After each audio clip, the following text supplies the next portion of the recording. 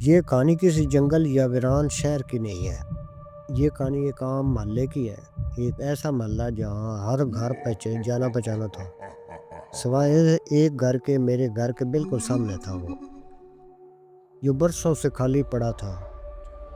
دن میں وہ عام لگتا تھا، مگر رات میں وہ بدل جاتا تھا، اور ہر رات مجھے اس کے سامنے سے گزرنا پڑتا تھا۔ یہ کہانی ہے اس گھر کی اور اس رستے کی جو مجھے روز وہاں لے کر جاتا تھا۔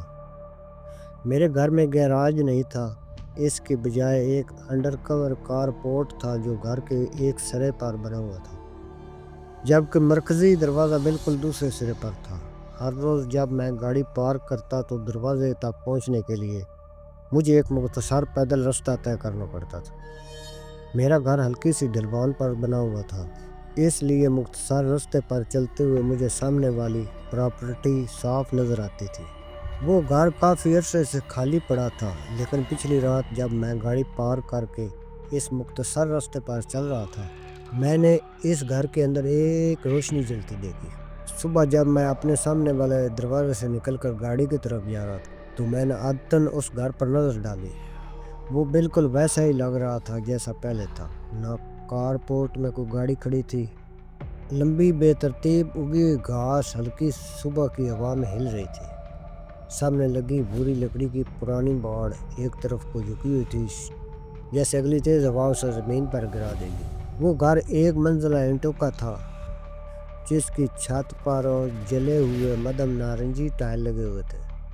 4 کھڑکیاں سامنے کی طرف تھی اور ہر کھڑکی پر پردہ گرا ہوا تھا۔ یوں محسوس ہوتا تھا جیسے وہ گھر 4 آنکھوں سے مجھے گھور رہا ہے۔ میں جہاں بھی جاتا وہ نظریں میرا پیچھا کرتی، مگر ان آنکھوں کے پیچھے کوئی حرکت، کوئی زندگی نظر نہیں آتی تھی۔ میں گاڑی میں بیٹھا اور کام پر چلا گیا۔ اسی رات کام سے واپسی پر میرا ذہن مسلسل اس گھر کے بارے میں سوچ رہا تھا۔ میں نے گاڑی پارک کی اور مختصر راستے پر چلنا شروع کیا۔ آدھے راستے پر پہنچ کر مجھے احساس ہوا کہ ایک کھڑکی کے پیچھے روشنی ٹمٹما رہی تھی۔ یہ عام بلب کی روشنی نہیں تھی، ایسا لگ رہا تھا جیسے اندر کہیں آگ جل رہی ہو۔ جیسے جیسے میں دروازے کے قریب پہنچا، میں سوچنے لگا کہ کیا پچھلی رات بھی روشنی ایسے ٹمٹما رہی تھی؟ مجھے یاد نہیں آیا، میں نے اس رات اتنی توجہ نہیں دی۔ جیسے ہی میں گھر کے اندر داخل ہوا، میں نے سڑک کے اس پار سے تھوڑے کی مدھم آواز سنی۔ میں نے خود کو تسلی دی، شاید نئے پڑوسی آ گئے ہوں۔ اگلی صبح گھر پھر ویسے ہی نظر آ رہا تھا۔ میں مختصر راستے پر چل رہا تھا کہ اچانک میں نے دیکھا کہ ایک کھڑکی کا پردہ ہل گیا۔ یوں لگا جیسے کسی نے اندر سے ٹکر ماری ہو۔ پردہ چند لمحوں تک ہلتا رہا، پھر آہستہ آہستہ رک گیا۔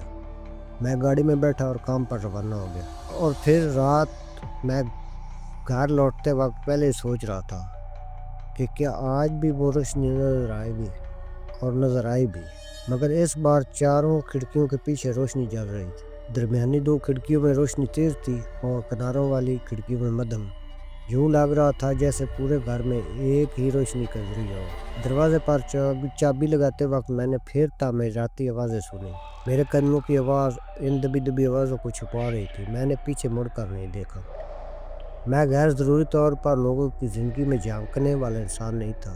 میں اندر گیا اور دروازہ لاک کر لیا۔ اگلی صبح جب میں باہر نکلا تو میں نے فوراً محسوس کیا کہ کچھ بدل چکا ہے۔ کھڑکیوں کے پردے غائب تھے، لیکن اس سے اندر جھانکنا ممکن نہیں تھا، کیونکہ شیشوں پر گہرا سرخی مائل رنگ کیا گیا تھا۔ گھر کے ایک طرف مٹی کا بڑا سا ڈھیر تھا اور اس میں ایک بیلچہ گڑا ہوا تھا۔ میں کچھ دیر کھڑا رہا، پھر گاڑی میں بیٹھ کر کام پر چلا گیا۔ اس رات میں نے مختصر راستے پر چلتے ہوئے ایک واضح نشانی دیکھی کہ اب وہ گھر خالی نہیں رہا۔ ایک سرخ ٹرک گھر کے سامنے سڑک پر کھڑا تھا، اس کا بونٹ کھلا ہوا تھا۔ اندھیرے میں ایک شخص انجن پر کام کر رہا تھا۔ اس طرف والی اسٹریٹ لائٹ خراب تھی، مگر میرے گھر کے سامنے والی روشن تھی۔ اس شخص نے حفاظتی چشمے پہن رکھے تھے۔ اس نے سر اٹھایا اور روشنی چشموں سے ٹکرا کر سیدھی میری آنکھوں میں پڑی۔ وہ کسی رات کو جاگنے والے جنگلی جانور کی طرح مجھے گھور رہا تھا۔ میں نے شائستگی سے ہاتھ ہلایا، اس نے کوئی جواب نہیں دیا۔ میں فوراً اندر چلا گیا اور دروازہ بند کر لیا۔ اگلی صبح اٹھا تو دیکھا ٹرک غائب تھا، مٹی کا ڈھیر بھی نہیں تھا۔ لکڑی کی پرانی باڑ کی جگہ اونچی اور مضبوط چین لنک باڑ لگ چکی۔ وہ گھر اپنی خالی آنکھوں سے مجھے گاڑی تک دیکھتا رہا۔ ایک رات میں نے دیکھا کہ ٹرک واپس آ چکا۔ اس بار سڑک پر گیند ٹپکنے جیسی آواز آ رہی۔ چند آوارہ لوگ تھے، ان میں سے ایک نے اسپرے کینس ہلائی۔ میں اندر چلا گیا۔ میرا علاقہ محفوظ نہیں تھا۔ اگلی صبح ٹرک اب بھی وہیں کھڑا تھا۔ اس کے پیچھے نیلے رنگ سے لکھا تھا پگ فوڈ۔ آخری حروف ادھورا تھا۔ اسپرے کین ٹرک کے پہیے کے پاس گری ہوئی تھی۔ میں نے اندازہ لگایا کہ رات کیا ہوا ہو۔ میں نے خود کو کام میں مصروف کر لیا۔ اس رات جیسے ہی میں گاڑی سے اترا، میں نے دیکھا کہ ٹرک کا بونٹ پھر اٹھا ہوا ہے۔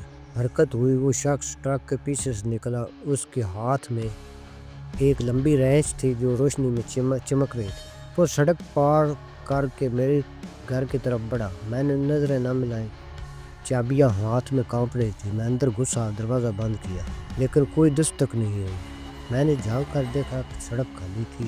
صبح میں باہر نکلنے میں ہچکچا رہا تھا، مگر دیر کی روشنی مجھے تسلی دے رہی تھی۔ میں مختصر راستے پر چلا۔ میری گردن خود بخود اس گھر کی طرف مڑ گئی۔ جیسے میں نے دیکھا کہ سامنے والا دروازہ کھل گیا۔ وہی شخص باہر آیا، کالی ٹوپی، فرضی چشمے، لمبا کوٹ۔ اس نے ہاتھ اٹھا کر مجھے اندر آنے کا اشارہ کیا۔ میں نے اپنی گھڑی کی طرف اشارہ کر کے کہا کہ میرے پاس وقت نہیں ہے، اور تیزی سے گاڑی میں بیٹھ گیا۔ وہ وہی کھڑا رہا، بالکل گھر کی طرح مجھے دیکھتا رہا۔